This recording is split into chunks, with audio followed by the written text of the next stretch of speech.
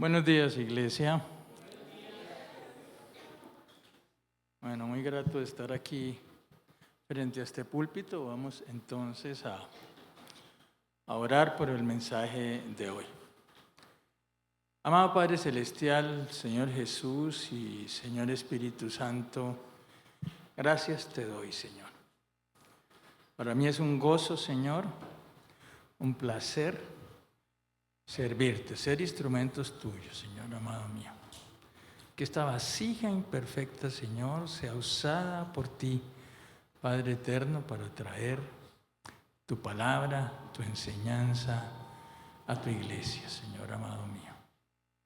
Pero también, Señor, lo hago con temor y temblor, porque lo que anhelamos, lo que pedimos esta mañana, lo que siempre pedimos es que seas tú, amado Espíritu Santo, hablando a través de mi vida, hablándole a cada uno del corazón de mis hermanos, Señor precioso, porque tú escoges el tema, porque tú escoges los versículos, porque tú escoges las palabras, Señor amado mío, que se van a expresar aquí esta mañana, Señor.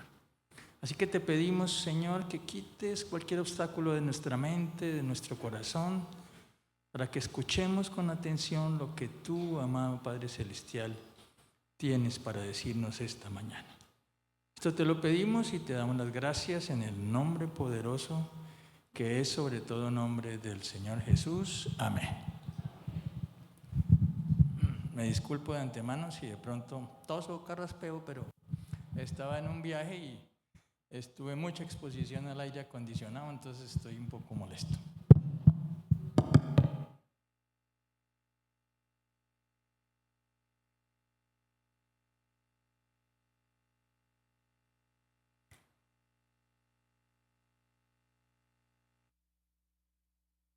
Bueno, la prédica de hoy se llama La ansiedad enemiga del cristiano.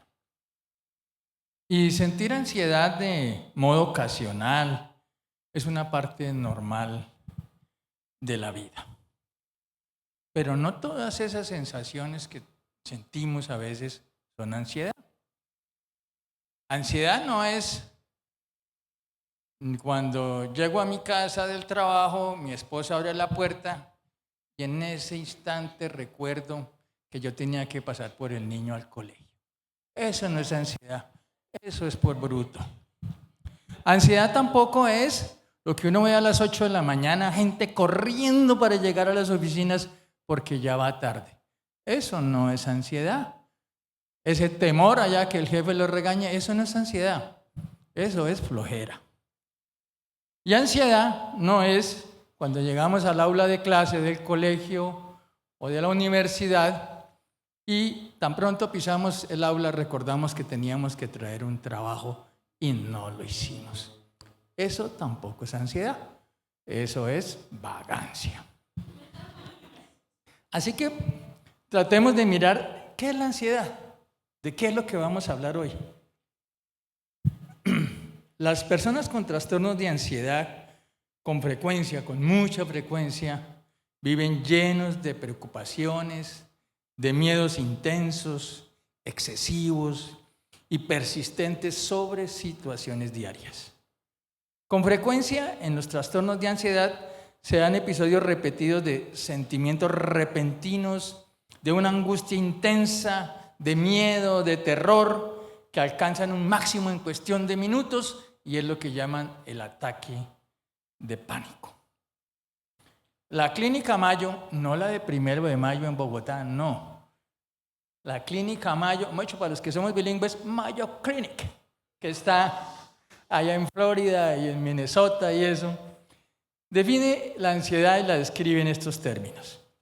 Estos sentimientos de ansiedad y pánico interfieren con las actividades diarias, son difíciles de controlar, son desproporcionados en comparación con el peligro real y pueden durar un largo tiempo.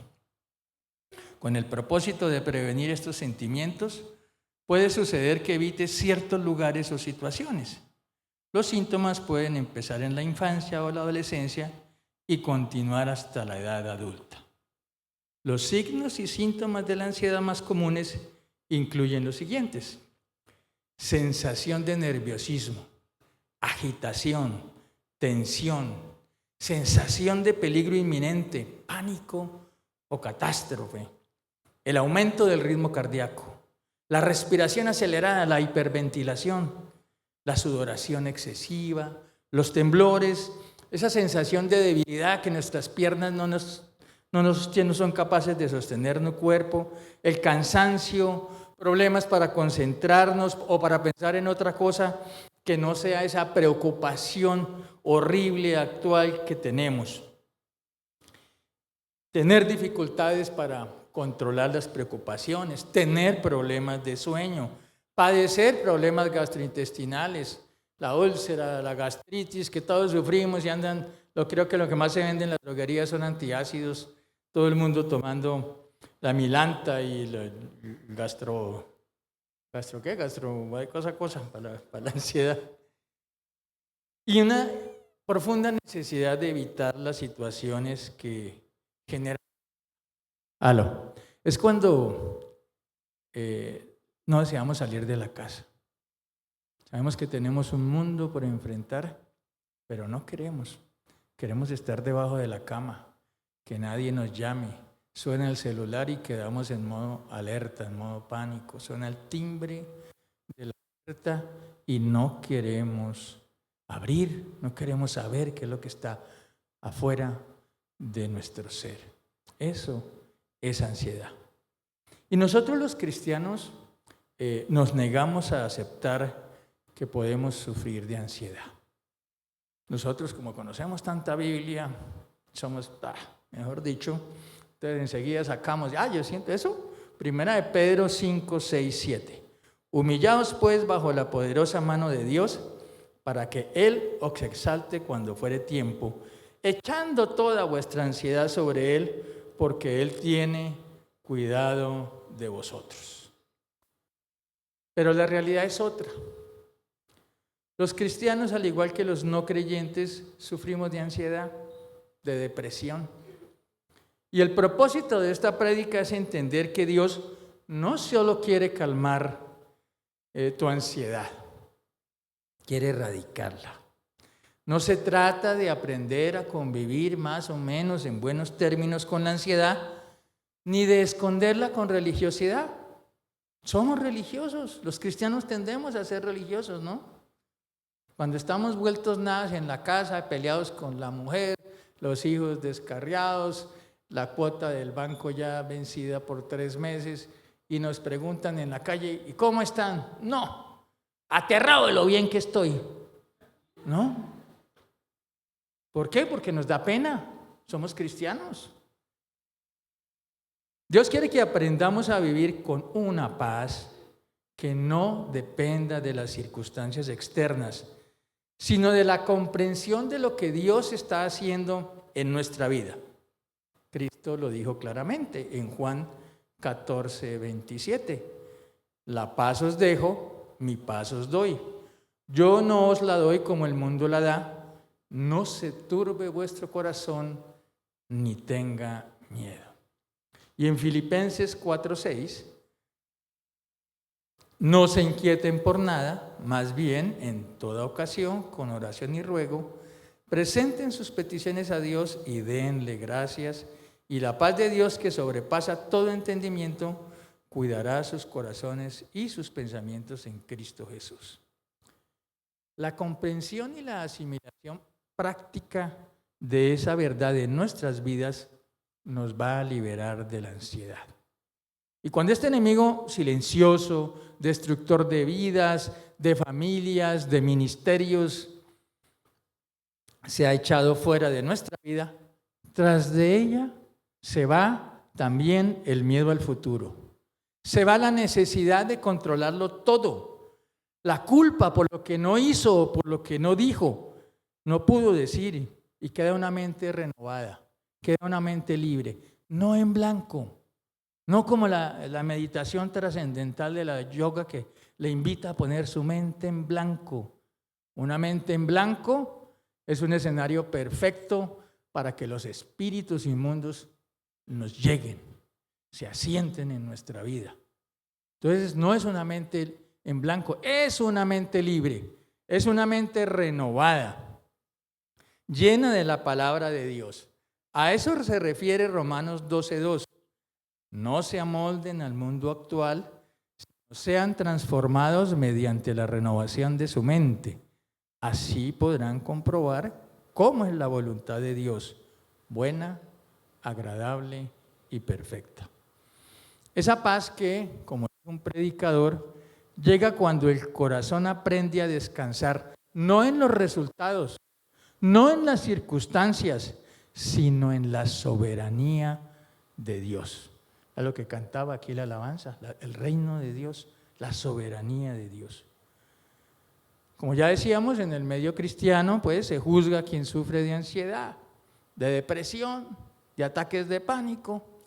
Decimos, no, ese no ha recibido a Cristo, ese no es un creyente verdadero, ese no es salvo, se le discrimina, se somete a veces a procesos de liberación innecesarios, infructuosos, sin resultado alguno, más allá de estigmatizar la persona, más allá de obligarlo a abandonar la iglesia, más allá de cerrar sus puertas a los hermanos cristianos para no escuchar esa diatriba de que no podía sentir ansiedad, de que cómo es que tiene la depresión.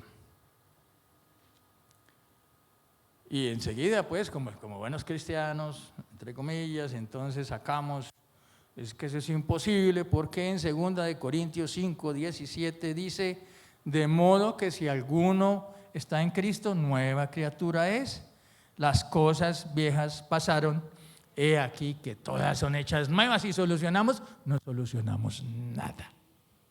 Somos religiosos, porque no entendemos ni siquiera el alcance de esta palabra. No entendemos que esto es diario.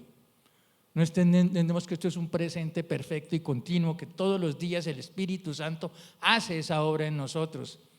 No entendemos que tenemos ahí eso a la mano, pero tenemos que ir a buscarlo a Él. Eso tenemos que buscarlo. Esa vida nueva tenemos que ir a buscarlos. Tenemos que caminar a Cristo. ¿Ustedes recuerdan la mayoría de los milagros que decía Cristo? Dejad que los niños vengan a mí. ¿No? Llamó a los leprosos. Llamó, ven, dicen los milagros. Hay que ir a Cristo. No es solamente hablarlo, sino también vivirlo. Pero examinemos un poco si de verdad la ansiedad, incluyendo en ese término la depresión, los ataques de pánico, es ajena a los cristianos, es ajena a la fe, o simplemente es la enfermedad de moda. Ahí buscando en el sabio Google, encontré que según la Organización Mundial de la Salud, hay 682 millones de personas diagnosticadas en el mundo con ansiedad y depresión. Y el 75% de la humanidad está sufriendo de estrés, que es una de las causas asociadas al origen de esta condición de ansiedad y de depresión. Entonces podríamos afirmar con esas cifras y estadísticas que eso es una moda, eso es una cosa moderna, del mundo moderno, que obviamente no nos puede tocar. Pero eso no es así. Y para sustentar esta afirmación debemos examinar la experiencia del Señor Jesús. Dios, Hijo de Dios, 100% hombre, 100% Dios. Para ello vamos a ir a dos pasajes, Lucas 22 del 39 al 46 y Marcos 14 del 32 al 42. Dice Lucas 22, 39. Y saliendo se fue, como solía, al monte de los olivos, y sus discípulos también le siguieron. Cuando llegó a aquel lugar les dijo, orad, que no entréis en tentación. Y él se apartó de ellos a distancia como de un tiro de piedra, y puesto de rodillas oró, diciendo, Padre, si quieres pasa de mí esta copa, pero no se haga mi voluntad, sino la tuya. Y se les apareció un ángel del cielo para fortalecerle. Y estando en agonía, oraba más intensamente, y era su sudor como grandes gotas de sangre que caían hasta la tierra. Cuando se levantó de la oración y vino a sus discípulos, los halló durmiendo a causa de la tristeza y les dijo: ¿por qué dormís? Levantaos y orad para que no entréis en tentación. Una versión un poco distinta, con un poco más de detalles, pero también omitiendo detalles que Lucas, ustedes saben que Lucas era médico, de ahí la descripción que hace Lucas del modo como estaba sufriendo ese ataque de ansiedad, ese ataque de pánico el Señor Jesús. De ahí que nos da el detalle de que era tanta la ansiedad, tanto el pánico, que sudó gotas de sangre, que eso los médicos lo explican allá, con que se abren los poros y se rompen la circulación periférica y es posible sudar gotas de sangre. Entonces Lucas nos aporta ese detalle desde el punto de vista de su formación médica. En Marcos 14 dice: vinieron pues a un lugar que se llama Getsemaní y dijo a sus discípulos: sentaos aquí entre tanto que yo oro. Y tomó consigo a Pedro, a Jacobo y a Juan y comenzó a entristecerse y a angustiarse. Y les dijo: mi alma está muy triste hasta la muerte. Quedaos aquí y velad. Yéndose un poco adelante, se postró en tierra y oró que si fuese posible pasase de él aquella hora. Y decía: Abba, Padre, todas las cosas son posibles para ti.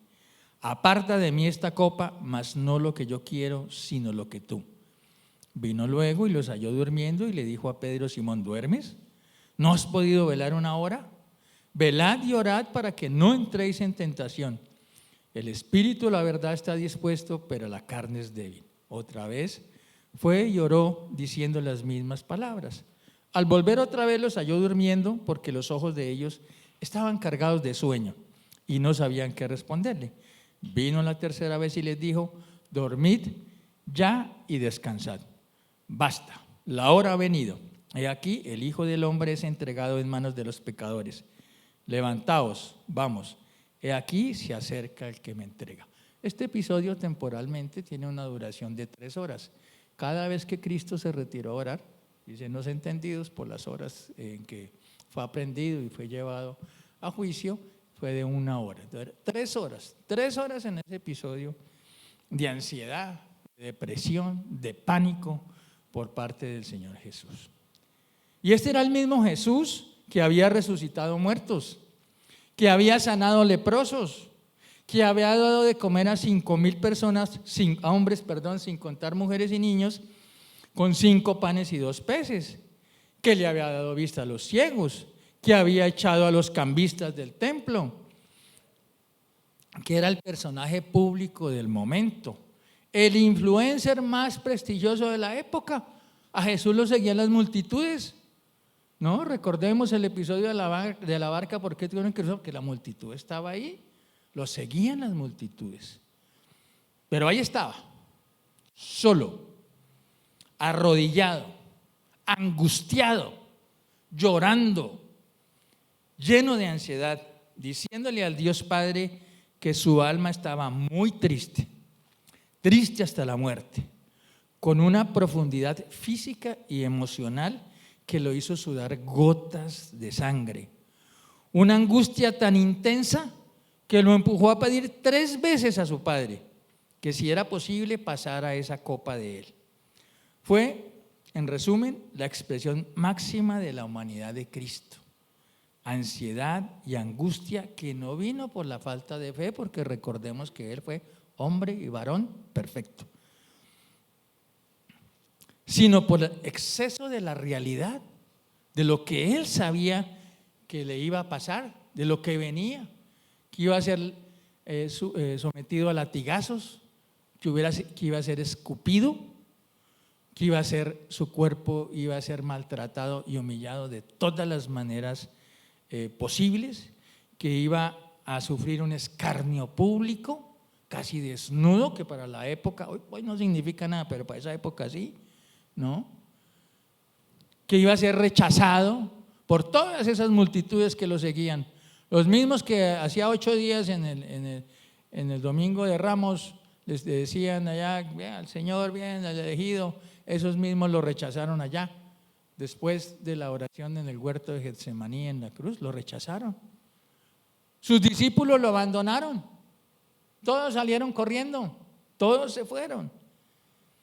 Y además sabía que iba a sufrir una muerte lenta y dolorosa. Pero ¿qué fue lo que hizo Jesús con esa realidad que acabamos de describir? ¿Qué hizo con su profunda angustia? ¿Qué hizo con su ansiedad? ¿Qué hizo con su pánico? Ese pánico que cabalgaba por su cuerpo y por su mente. La enfrentó desde la oración. 3 veces se arrodilló a orar. No huyó de la ansiedad. No le dijo al Padre: perdóname por sentir esto, perdóname por pensar esto, qué pena con su merced, como diría la pastora. No le escondió al Padre por lo que estaba pasando. No le escondió a sus discípulos su angustia. Les dijo: estoy angustiado hasta la muerte. Así les dijo. No buscó consuelo en ellos. No fue a solucionar el problema con ellos. Oiga, volémonos porque aquí me van a capturar y me va a morir acá. No. Venga, cambiemos de túnica para que los confundamos y no sepan quién es Cristo. No hizo nada de eso. Fue directo a su Padre. Se arrodilló, abrió su corazón, su alma, reconoció su angustia, su dolor, no la disfrazó, y ese fue el principio de su victoria. Muchos cristianos hoy no logran superar la ansiedad porque siguen escondiéndola detrás de frases como que todo está en las manos de Dios, cuando están completamente desbaratados por dentro. No se trata entonces, hermanos, de negar, de ocultar, de disfrazar lo que sentimos. Se trata de entregárselo a Dios. Cuando le rendimos a Él lo que nuestra mente no puede manejar, lo que no podemos controlar, lo que en verdad sentimos, expresado con sinceridad y con transparencia total, eso es lo que tenemos que hacer.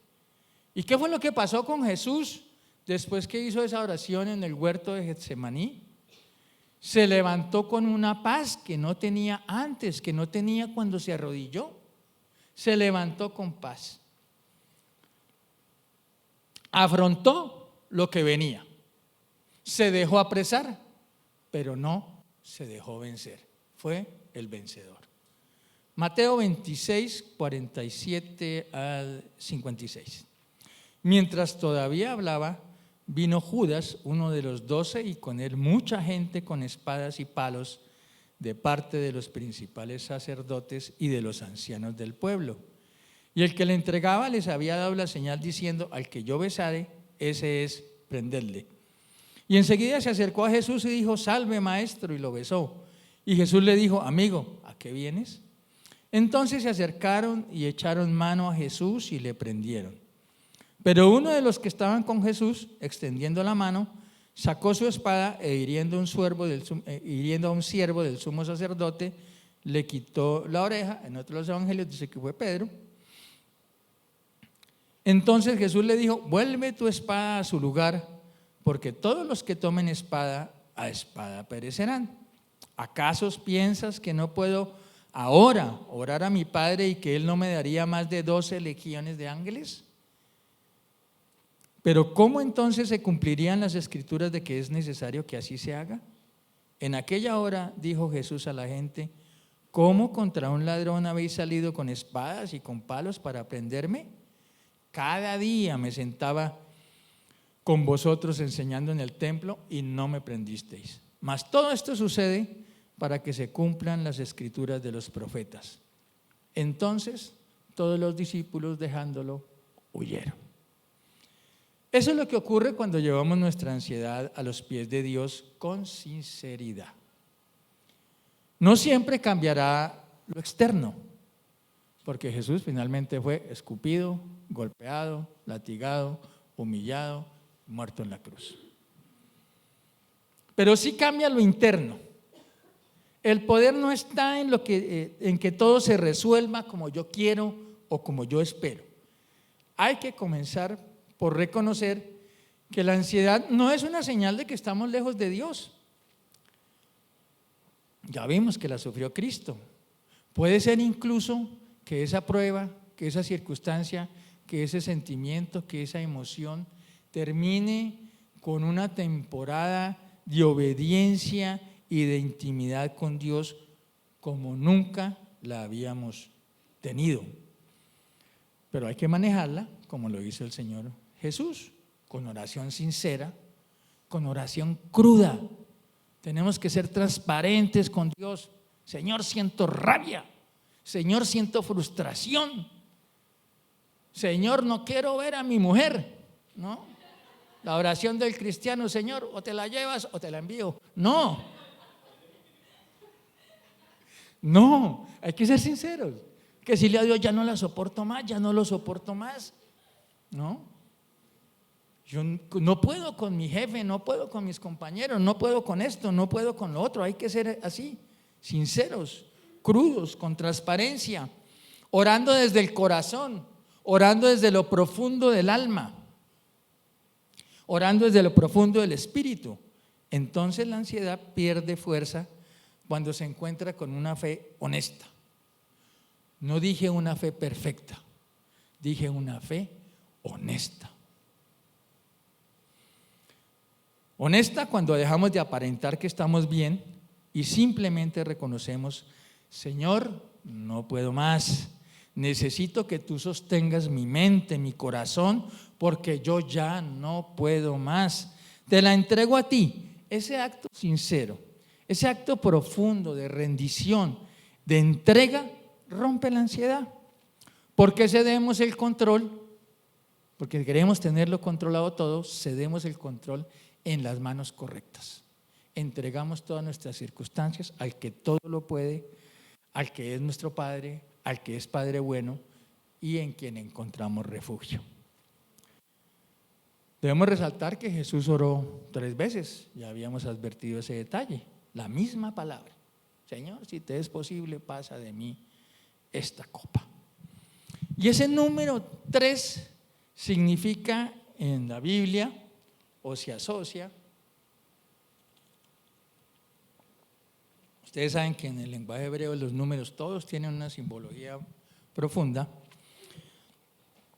se asocia con la plenitud, la perfección divina y la manifestación de Dios en el mundo. Dios es trino, Padre, Hijo, Espíritu Santo. Jesús resucitó ¿cuándo? Al 3er día. 3 días pasó ¿quién? Jonás en el vientre del pez grande. El templo tenía 3 secciones: el atrio, el lugar santo y el lugar santísimo. El hombre, nosotros somos trinos: espíritu, alma y cuerpo.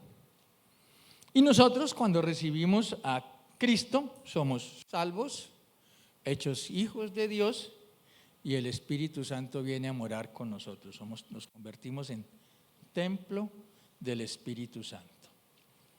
Entonces, eso que sentimos, esas emociones profundas, tal vez distorsionadas, pero profundas, reales para cada uno de nosotros, así para los demás sean bobadas, pero para uno es una cosa, mejor dicho, que no puede controlar de ninguna manera, que no puede detener bajo ninguna circunstancia. Es sencillamente una invitación a orar, a encontrar la intimidad con Dios para gozar de su divina plenitud. En Efesios 3, 16 al 19 dice: para que os dé, conforme a las riquezas de su gloria, el ser fortalecidos con poder en el hombre interior por su Espíritu, para que habite Cristo por la fe en vuestros corazones, a fin de que, arraigados y cimentados en amor, seáis plenamente capaces de comprender con todos los santos cuál sea la anchura, la longitud, la profundidad y la altura, y de conocer el amor de Cristo que excede a todo conocimiento. ¿Para qué? Para que seáis llenos de toda la plenitud de Dios. Intimidad, entrega y rendición para ser llenos de toda la plenitud de Dios. Miremos brevemente 3 aspectos de la ansiedad. Al primero lo he denominado la incertidumbre, principio de la ansiedad.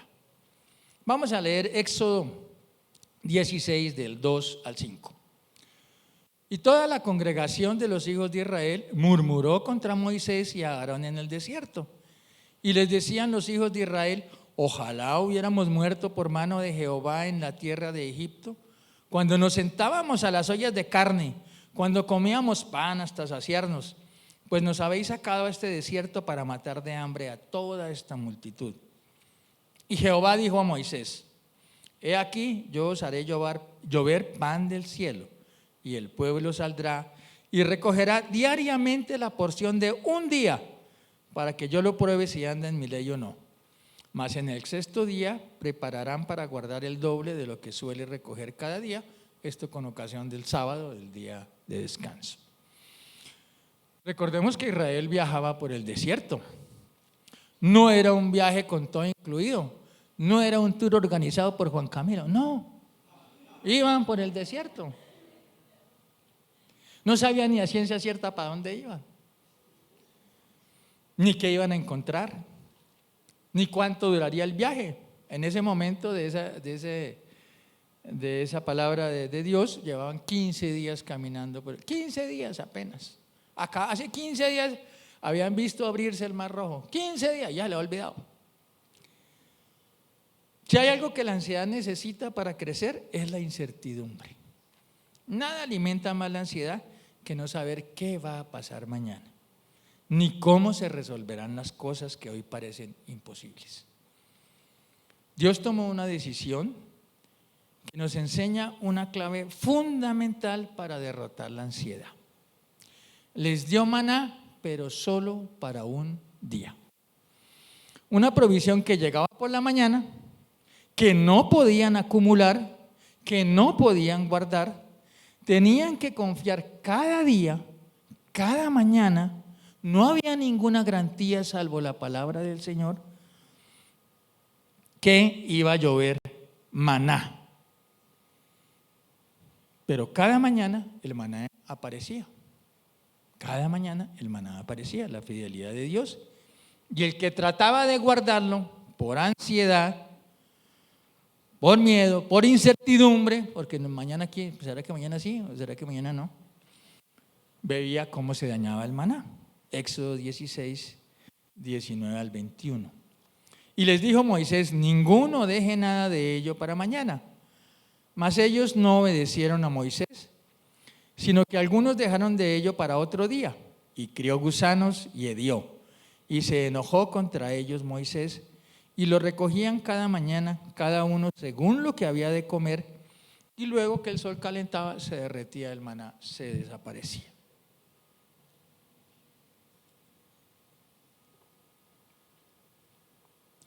Esto nos indica, nos enseña que Dios no bendice el control. Dios bendice la confianza del hombre en Él. No solo se trataba de saciar el hambre, de calmarles el hambre allá y callarle la boca, no. Ni tampoco se trataba de impartir un castigo.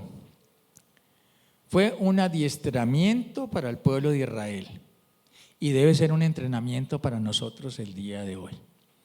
Dios estaba adiestrando, renovando su entendimiento, renovando sus pensamientos. El secreto para vivir sin ansiedad no es tenerlo todo bajo control, no es tenerlo todo resuelto, no es tener los millones en el banco. ¿Sabe cuánto se puede demorar en desaparecer 3.000 millones de los bancos? En 2 segundos, en 3 segundos, que se metan a su cuenta y se la hackeen y le pasen la plata. ¿Sabe usted cuánto se puede demorar que usted pierda su casa porque van a construir una nueva vía y se la expropia el Estado? ¿Sabe cuándo puede pasar y cuánto puede pasar que usted pierda el empleo que consideraba que era inamovible? En un instante. Entonces no es tenerlo todo resuelto, sino aprender a depender paso a paso de Dios. Cuando aprendemos a vivir en el presente, con plena confianza en Dios, en aquel que tiene todas las respuestas, aquel que conoce el pasado, el presente y el futuro, y tiene control de toda circunstancia, aprendemos entonces algo muy importante: a valorar, a agradecer y a disfrutar de lo que Dios nos da hoy, a disfrutar de nuestro maná diario. Porque la ansiedad no desaparece, repito, cuando todo se arregla. Ahí les arregló el maná y que al momentico vamos a morir de sed. Y no, estamos cansados de comer maná, ahora queremos comer carne. Somos insaciables. Eso somos, esa es nuestra naturaleza. Entonces, la ansiedad no desaparece cuando todo se arregla. Desaparece cuando decidimos firmemente confiar en Dios y soltamos el control. Yo creo que el nombre de esta prédica podría ser soltar el control. Hay que soltar el control. Y entonces establecemos esa relación de amor, de gratitud y confianza diario. Es despertar todos los días con fe, sabiendo que Dios es suficiente, que en Cristo tenemos plenitud. Así como Dios fue más que suficiente y ha sido más que suficiente y será más que suficiente para su pueblo de Israel. Lo acabamos de ver en ese episodio de esa guerra que tuvo, no con uno, no con dos, no con tres, con cuatro, con cinco. ¿Y qué pasó? Dios lo sacó. Ellos estaban controlando algo, no controlaban nada, pero Dios los guardó, Dios los protegió conforme a su propósito. Esto tal vez nos da una nueva comprensión del versículo de Mateo 6:34. Así que no se preocupen por el mañana, porque el día de mañana traerá sus propias preocupaciones. Los problemas del día de hoy son suficientes por hoy. Esto es un llamado, es una orden, un mandamiento para cambiar de mentalidad, a dejar de hipotecar la paz del presente por los problemas del futuro. La ansiedad nos roba lo que ya tenemos por miedo a lo que podríamos perder. Entonces, tenemos una dificultad para pagar una cuota de nuestra hipoteca del banco y entonces la ansiedad que le dice, vas a perder tu casa, te van a embargar tu sueldo, no solamente no vas a tener casa, no vas a tener con qué comer, tus vecinos te van a señalar y no que era cristiano y no que era hijo de Dios. Todo eso le habla de ansiedad a uno. Nos impide disfrutar el hoy por la necesidad de anticipar el mañana. Sí, mi hijo está estudiando y está culminando su educación media, su bachillerato. Pero, ¿qué voy a hacer para la universidad? ¿Qué voy a hacer para pagar? ¿Qué voy a hacer? Le quita el gozo del presente por anticipar el mañana. Y esto no es porque lo ignoremos o neguemos lo que viene. Si debo la cuota, debo la cuota. Si no hay plata para pagar el gas, no hay plata para pagar el gas. Así de sencillo. Sino porque confiamos en quien ya lo vio todo, en quien lo sabe todo, en quien puede todo. Y entonces es pertinente recordar Lamentaciones 3:22-23, por la misericordia de Jehová no hemos sido consumidos, porque nunca decayeron sus misericordias. Nuevas son cada mañana, grande es tu fidelidad. Tal vez no tengamos idea de cómo van a resolverse lo que nos preocupa, pero si hoy tenemos alimento, si hoy tenemos aliento, si hoy tenemos vida y si hoy tenemos la presencia de Dios en nuestra vida, en nuestra familia, entonces estamos viendo el maná. Sí, debemos la cuota. Sí, está el cáncer ahí diagnosticado, pero estamos vivos, pero nos arrodillamos y tenemos comunión con Dios, pero tenemos comida, pero andamos vestidos, pero tenemos un techo. Eso es la realidad, eso es la verdad. Y si lo reconocemos y somos capaces de agradecerlo y lo tomamos con gozo, algo empieza a cambiar en nuestra mente. Porque nos damos cuenta de que no necesitamos tenerlo todo bajo control para tener paz. Lo que tenemos que aprender es a descansar en Dios, a entregárselo todo a Él. El segundo aspecto lo he denominado adorando en la oscuridad de la ansiedad. ¿Qué pasa cuando la ansiedad no viene por lo que va a suceder? Por nuestra preocupación, por el futuro, por nuestra incertidumbre, por lo que viene, sino por lo que ya está pasando. Ya estamos llevados. No es lo que va a pasar, ya estamos llevados. Estamos, mejor dicho. Entonces recordemos, y esto lo ilustra Hechos 16, del 23 al 26. Después de darles muchos golpes, los echaron en la cárcel y ordenaron al carcelero que los custodiara con la mayor seguridad.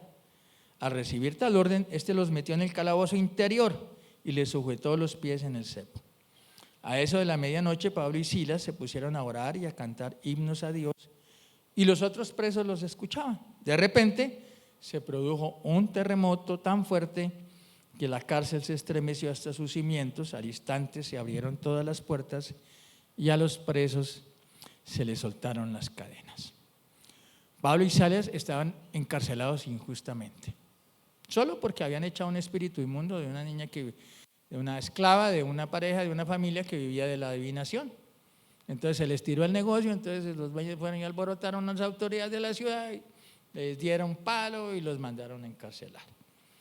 Se había ordenado su encarcelamiento sin juicio previo, sin ninguna posibilidad humana de salir de la cárcel.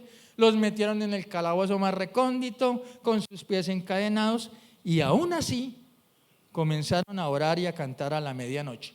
No porque estuvieran negando la situación, sino porque tenían la firme convicción que Dios no había perdido el control. Sin embargo, y es algo que debemos tener muy claro, muy presente, interiorizarlo, es un acto que desafía la lógica humana. Eso desafió la lógica humana. Pues es que estaban adoloridos, golpeados, arrastrados, encadenados, sobados, mejor dicho, y les da por cantar. Eso desafía la lógica humana. Así tenemos que ser. Porque cuando estamos en medio de la dificultad de la prueba, nuestra mente empieza a proyectar los peores escenarios. No, ahora sí, no, esa vaina, esa gastritis, eso se me convierte en úlcera, y esa úlcera comienza a sangrar, y una noche de estas estiro la pata y ahogo en mi propia sangre. Eso es lo que hacemos. Eso es lo que hacemos con cada situación de nuestra vida. La ansiedad nos cuenta no solo lo que estamos perdiendo, la dificultad por la que estamos pasando, sino además por lo que podría pasar, por lo que podríamos perder, por lo que se podría empeorar la situación. Y es justo ahí donde debemos elegir qué vamos a alimentar. Si vamos a alimentar el temor, si vamos a alimentar la ansiedad, o vamos a alimentar nuestra confianza en Dios, nuestra adoración. Es una decisión, hermanos. Cuando decidimos quebrar el ciclo de la ansiedad con un acto de fe, como cantar, orar, agradecer o declarar la palabra, algo se rompe. Tal vez no cambie la situación externa, pero sí se quiebra el poder de la ansiedad sobre nuestras vidas. Estamos declarando, estamos confesando una verdad más grande, más poderosa que nuestras emociones, que nuestros pensamientos. No sé cómo saldré de esto, pero sí sé que Dios está conmigo. Es un acto de guerra. No me rindo a la ansiedad, al temor, no me rindo a la angustia, me rindo a Dios. No dependo de la situación, no dependo de la circunstancia, sino dependo de quién es mi Señor. ¿Saben por qué es tan poderosa esa adoración que se hace en medio de la oscuridad? Porque es la más sincera, es la que no está condicionada a los resultados. Ayer hablaba con un judío mesiánico y decía: ustedes los cristianos oran antes de comer. Eso no está bien. Uno debe orar después de comer, porque es que cuando usted está con hambre, cuando usted tiene la necesidad, ay sí, Diosito, venga, ay Diosito, pero después de que usted está lleno, se le olvida a Dios. Entonces es más correcto orar después de los alimentos, para no olvidar cuando estamos satisfechos que fue gracias a Dios. Algo tiene su lógica. Algo tiene de lógica eso.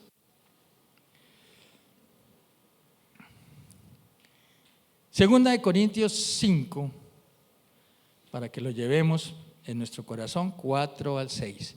Porque asimismo los que estamos en este tabernáculo Gemimos con angustia porque no quisiéramos ser desnudados, sino revestidos, para que lo mortal sea absorbido por la vida. Mas el que nos hizo para esto mismo, es Dios, quien nos ha dado las arras del Espíritu. Así que vivimos confiados siempre y sabiendo que entre tanto que estamos en el cuerpo estamos ausentes del Señor, pero porque por fe andamos, no por vista. No me determinan mis circunstancias, no me determina la familia donde nací, el país donde estoy, la ciudad donde estoy, la familia, que eso no me determina. Es Dios quien tiene un propósito, quien me dio un propósito especial para mí. El tercer aspecto de la ansiedad destroza la mente, pidiendo la eutanasia. Primera de Reyes 19. Al 19, de 1 al 4. Acab dio a Jezabel la nueva de todo lo que Elías había hecho y de cómo había matado a espada a todos los profetas. Entonces envió Jezabel a Elías un mensajero diciendo: así me hagan los dioses y aún me añadan, si mañana a estas horas yo no he puesto tu persona como la de uno de ellos, o sea, muerto. Viendo pues el peligro, se levantó y se fue para salvar su vida. Y vino a Berseba, que está en Judá, y dejó allí a su criado. Y él se fue por el desierto un día de camino, y vino y se sentó debajo de un enebro. Y deseando morirse, dijo: basta ya, oh Jehová, quítame la vida, pues no soy yo mejor que mis padres. La eutanasia es la intervención aceptada voluntariamente por el paciente y realizada por un médico que acelera la muerte de la persona desahuciada con la intención de evitar sufrimientos innecesarios. Esa es una definición médica y más o menos legal de lo que es la eutanasia. En este caso, el poderoso profeta Elías, que acababa de matar a 450 profetas de Baal, que acababa de ver que descendió fuego del cielo para prender el altar que él había construido, que había visto, que había realizado muchos milagros, pero después de todo eso, después de todas esas victorias, después de que Dios respaldara su palabra, el miedo lo alcanzó. Jezabel amenazó su vida y lo que antes se enfrentaba con valor, no fue capaz de matar a 450 y no a una señora, nada. Lo quebró por dentro hasta el punto de pedirle a Dios que le quitara la vida, porque no deseaba seguir viviendo. Estaba al borde del colapso emocional, no porque no amara a Dios, sino porque el peso de las circunstancias que estaba viviendo lo había superado la fuerza, había permitido que la ansiedad se instalara en su vida porque no entendía realmente qué era lo que estaba pasando, para dónde iba. Y muchas veces la ansiedad se instala en nuestra mente no por falta de poder, sino por agotamiento interno. Y mientras caminaba por el desierto, llegó a una oración que muchas personas con ansiedad han pronunciado alguna vez al Señor: quítame la vida. No era suicidio, era rendición. Era ese tipo de desesperación que ya no grita, sino que susurra desde adentro: ya no puedo más, ya no voy más. ¿Y cómo reaccionó Dios a ese pedido? Primera de Reyes 19, 5 al 8. Y echándose debajo del enebro se quedó dormido, y aquí luego un ángel le tocó y le dijo: levántate, come. Entonces él miró, y aquí a su cabecera una torta cocida sobre las ascuas y una vasija de agua, y comió y bebió y volvió a dormirse.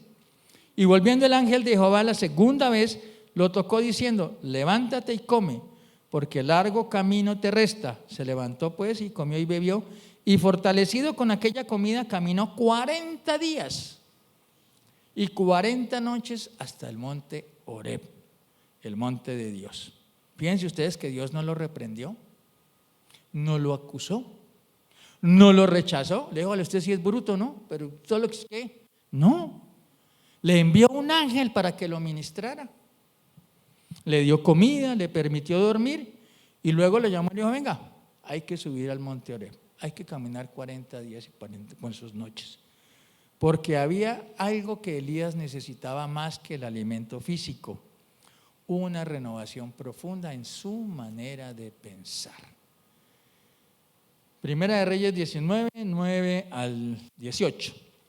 Y allí se metió en una cueva donde pasó la noche. Y vino a él palabra de Jehová, el cual le dijo: ¿qué haces aquí, Elías? Él le respondió: he sentido un vivo celo por Jehová, Dios de los ejércitos, porque los hijos de Israel han dejado tu pacto, han derribado tus altares y han matado a espada a tus profetas, y solo yo he quedado, y me buscan para quitarme la vida. Él le dijo: sal afuera y ponte en el monte delante de Jehová. Y aquí Jehová que pasaba, y un grande y poderoso viento que rompía los montes y quebraba las peñas delante de Jehová, pero Jehová no estaba en el viento. Y tras el viento un terremoto, pero Jehová no estaba en el terremoto. Y tras el terremoto un fuego, pero Jehová no estaba en el fuego. Y tras el fuego un silbo apacible y delicado.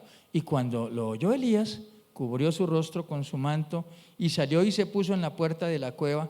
Y aquí vino una voz diciendo: ¿qué haces aquí, Elías?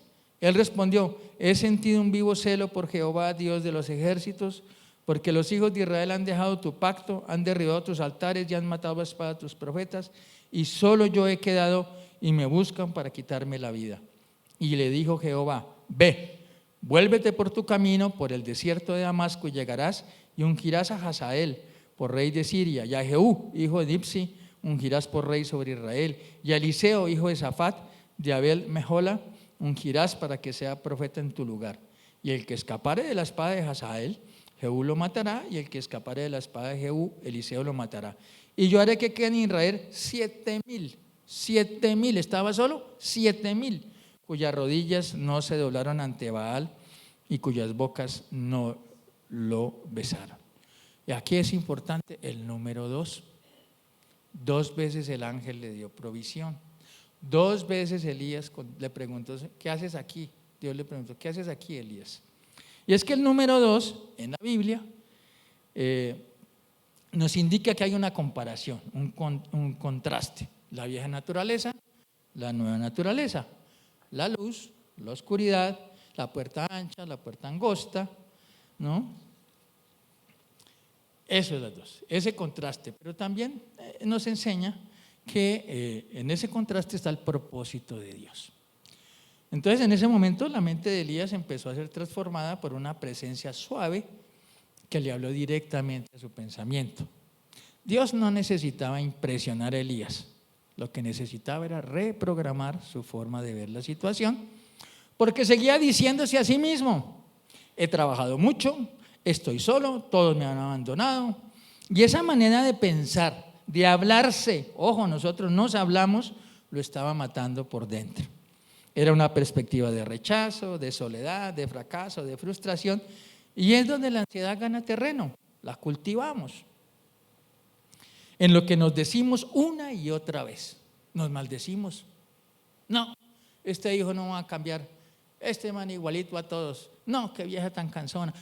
Nos maldecimos y nos causa risa, pero en realidad eso lo hacemos en nuestra vida cotidiana, ¿no?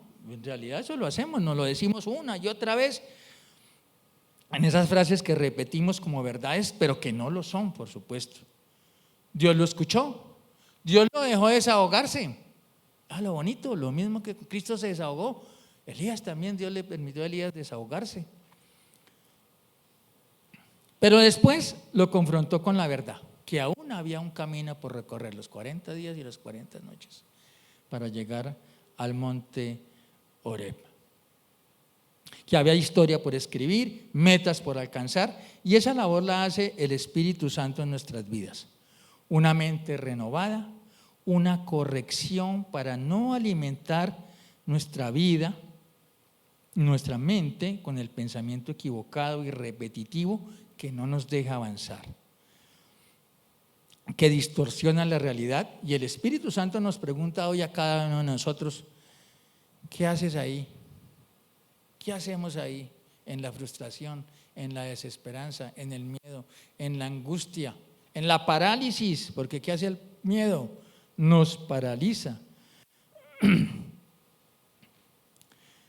Repitiéndote el Espíritu Santo que repitiéndonos nosotros que lo que sentimos es la verdad, que es lo que gobierna nuestra vida, que es lo que gobierna nuestro futuro, que no hay salida, que hay que acostumbrarse a vivir en la oscuridad, que hay que acostumbrarse a vivir en el temor, que hay que acostumbrarse a la angustia, a la depresión, a la incertidumbre, al dolor.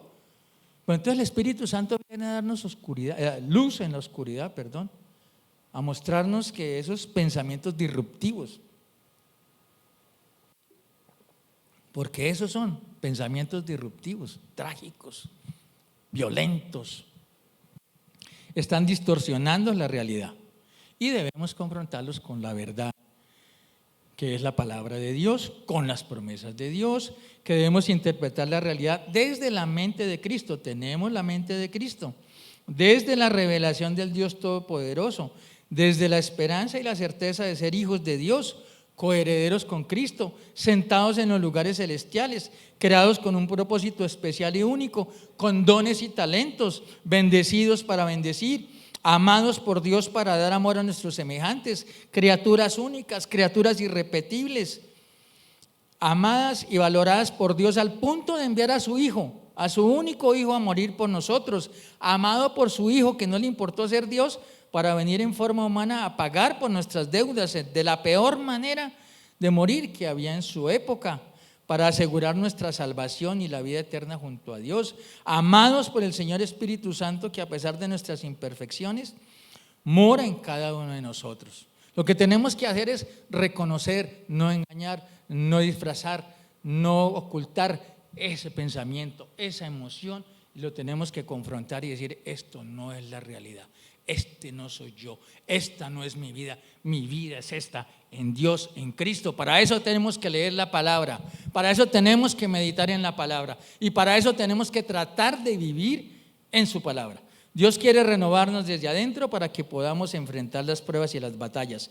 Quiere que tengamos nuevos pensamientos, quiere hablarnos en medio del ruido, quiere que diariamente vayamos al monte Horeb, a ese espacio íntimo y privado que cada uno de nosotros tenemos con Dios, para abrir sinceramente nuestro corazón, nuestra mente, no levantar más altares al miedo, a la angustia, a la depresión, a la ansiedad.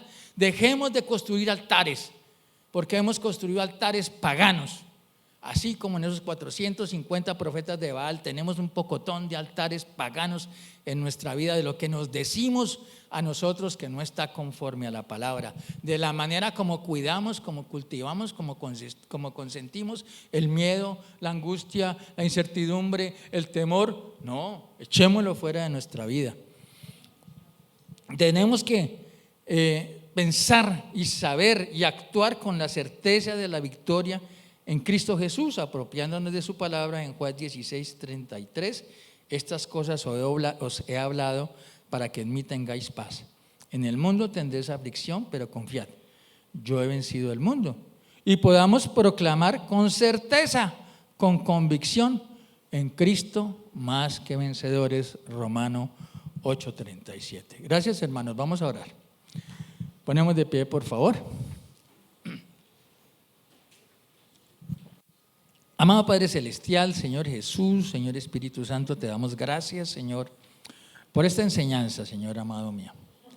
Una enseñanza que hoy no nos invita a mirar al vecino de la silla, ni a la esposa, ni al esposo, ni a los hijos, ni a los jefes, ni a los pastores, ni a la pastora, ni a los líderes, sino una enseñanza que nos invita a mirarnos en un espejo, que nos invita a reflexionar sobre cómo estamos viviendo la vida. ¿Qué es lo que albergamos en nuestra mente, en nuestro corazón? ¿La incredulidad? ¿El control? ¿El querer manejarlo todo? Tal vez por eso es que a veces cuando oramos, Señor, lo que sacamos es una lista de regalos que en otras culturas le piden al Papá Noel: casa, carro y beca. Porque no entendemos, Señor, ni tu propósito, ni tu poder, ni que eres el Dios soberano, ni que eres el único que tiene el control. Perdónanos, Señor. Hoy te pedimos, Espíritu Santo, que renueves nuestra mente. Hoy, Señor, tomamos la decisión de rendirnos a ti, de confiar en ti, Señor, No queremos más confiar en nosotros. No queremos más confiar en el vecino, en nuestro jefe, en el político, Señor. Maldito el hombre que confía en el hombre, dice tu palabra, Señor amado mío. Hoy, Señor, sacamos de nuestra mente y de nuestro corazón, Señor, salir corriendo al mundo. Tan pronto tenemos la primera dificultad, tan pronto sentimos palpitar nuestro corazón, a buscar consuelo en el mundo, a buscar la salida en el mundo, Señor. Hoy te pedimos, Espíritu Santo, que nos ayudes a rendirnos verdaderamente, Señor. Que nos ayudes a confiar en ti, que en toda circunstancia, cualquiera que sea, no hay ninguna imposible para ti, Señor. A quien primero acudamos, en quien confiamos, en quien tenemos la certeza, en quien tenemos la victoria, sea en ti, Señor amado mío. Que todo lo que somos, que todo lo que pensamos, que todo lo que sentimos, que todo lo que sufrimos, Señor, así como lo hizo el Señor Jesús, vayamos, Señor, en nuestra oración, en nuestro día a día, Señor, vayamos de camino a la cruz para ponerlo a los pies de la cruz. Porque en la cruz hay redención, porque en la cruz hay victoria, porque en la cruz hay vida eterna, Señor amado mío. Padre Celestial, que levantemos un altar donde con confianza, con transparencia, con realidad, Señor amado mío, pero con fe, lleguemos a entregar nuestra vida y a decirte, Señor, tú me creaste con un propósito y lo voy a cumplir en el nombre poderoso del Señor Jesús. Amén. Muy amable.